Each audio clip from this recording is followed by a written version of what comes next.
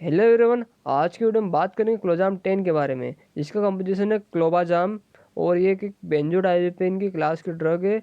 और जानेंगे किस सिम्टम या फिर किस बीमारी में इसका यूज किया जाता है और क्या क्या साइड इफेक्ट हो सकते हैं। तो अगर आप इस चैनल पे नए हैं तो प्लीज़ सब्सक्राइब दिस चैनल और वीडियो स्टार्ट करते हैं और एंड तक बने रहिएगा। जानते हैं कि सबसे पहले कौन सी क्लास की ड्रग है ये एक बेंजोडाइजेपिन की क्लास की ड्रग है और ये किस तरह से काम करती है। एक केमिकल मैसेंजर रहता है जिसको इसकी एक्टिविटी को इंक्रीज करती है, इंक्रीज द एक्शन, उसकी एक्शन को। जैसे गाबा एक केमिकल मैसेंजर है जिसका नाम गाबा अमीनोब्यूटारिक एसिड है। और एक एबनॉर्मल जो एक्टिविटी होती है हमारे ब्रेन या फिर जो भी पेशेंट रहता है एपिलेप्सी का, उसके अंदर एक नर्व सेल्स रहते हैं, उसकी एक्टिविटी जब भी एबनॉर्मल रहती है, एक तरह से अलग तरह से काम करती है, तो उसको ये एक्टिविटी को सप्रेस करती है ये ड्रग। तो जो कि वो एक्टिविटी किस पेशेंट में, जैसे एपिलेप्सी पेशेंट में होती है एक्टिविटी, जिस तरह से हाथ पे जकड़ जाते हैं एपिलेप्सी को हम बोल सकते हैं एक तरह से मिर्गी आना, मिर्गी के दौरे आते हैं। उस टाइम पे हमारे ब्रेन में ऐसे कई एक्टिविटी होती है जिस तरह से वो हम बॉडी कंट्रोल में नहीं रहती है, वो पर्सन गिर भी सकता है।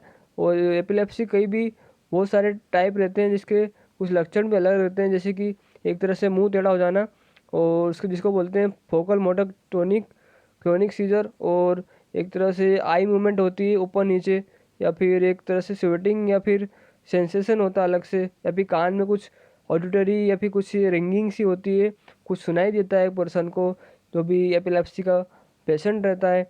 इस तरह से कुछ अलग अलग टाइप की एपिलेप्सी होती है जिसमें ये मेडिसिन दी जाती है। और साथ ही साथ सिम्टम्स जैसे कि लक्षण जो रहते हैं ज़्यादातर एपिलेप्सी के, कि वो एपिलेप्सी पेशेंट जिसको मिर्गी आती है तो अचानक से गिर जाता है, या फिर कंफ्यूज सा रहता है कि क्या हो रहा है, कुछ समझ में नहीं आता उसको। और एक तरफ से एक टाइम पे वो देखता रहता है कि एक ही जगह, और साथ ही साथ बेहोश भी हो सकता है। कुछ ऐसे सिम्टम्स या फिर लक्षण रहते हैं मिर्गी दौरा को जिसको पेशेंट को आते हैं। तो और साथ ही साथ ये जो मेडिसिन है क्लोबाजाम, एक एंजाइटी सीवियर लेवल की या फिर बहुत ज़्यादा जिसको एंजाइटी रहती है उसको भी ये प्रिस्क्राइब की जाती है ये मेडिसिन। और ये जो भी मेडिसिन लेते हैं तो मेडिसिन लेने के बाद हमें ड्राइविंग नहीं करनी है, क्योंकि ये मेडिसिन लेने के बाद काफ़ी नींद आती है। तो जब भी कोई पर्सन ये मेडिसिन ले रहा है तो उसे आराम करने की सख्त आवश्यकता है। तो साथ ही साथ अल्कोहल को साथ में इसका सेवन ना करें, क्योंकि अल्कोहल लेने से इसकी जो टॉक्सिसिटी रहती है वो बढ़ जाती है।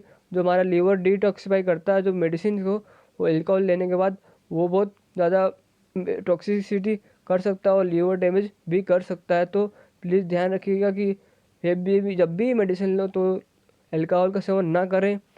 अब जानेंगे कि जैसे कि हम ये मेडिसिन ले रहे हैं तो मेडिसिन की आदत है कि जब भी लेते हैं तो काफ़ी नींद आती है, कई पर्सन को इसका एडिक्शन भी हो जाता है। तो ध्यान रखें कि इस मेडिसिन का हमें एडिक्शन ना हो। तो जब भी हमें जैसे तो ये मेडिसिन का एडिक्शन नहीं होगा, क्योंकि ये एक प्रिस्क्रिप्शन ड्रग है, तो जब भी हमें चाहिए रहेगी तो हमको इसके लिए प्रिस्क्रिप्शन ज़रूर रिक्वायरमेंट होगा। तो साथ ही साथ और इसके जानेंगे साइड इफेक्ट क्या क्या हो सकते हैं ये मेडिसिन के अगर हम ले रहे हैं तो। एक बिहेवियर रहता है एग्रेसिव, गुस्सा आ जाता है ज़्यादा, और ब्रीदिंग प्रॉब्लम हो सकती है, कॉन्स्टिपेशन कब्ज हो सकता है, कफ हो सकता है, और डिफ़िकल्टी यूरिनेशन पेशाब करते वक्त परेशानी आ सकती है। और साथ ही साथ फीवर या फिर इंसोमेनिया जो कि स्लीपिंग की प्रॉब्लम होती है, नींद नहीं आती है, और नींद नहीं भी आती और ज़्यादातर नींद आ भी सकती है इसे लेने के बाद। और बोलने वक्त तो में स्लर्ड, मतलब एक तरह से बोलते वक्त ऊपर नीचे हो जाना, और टायर्डनेस, थकावट ज़्यादा होती है। तो ये सब साइड इफेक्ट है इस मेडिसिन के। अगर ऐसी मेडिसिन को और भी जानना चाहिए तो please like this video, share this video and subscribe this channel. अगली वीडियो में अगली मेडिसिन के साथ फिर मिलेंगे। Thank you very much.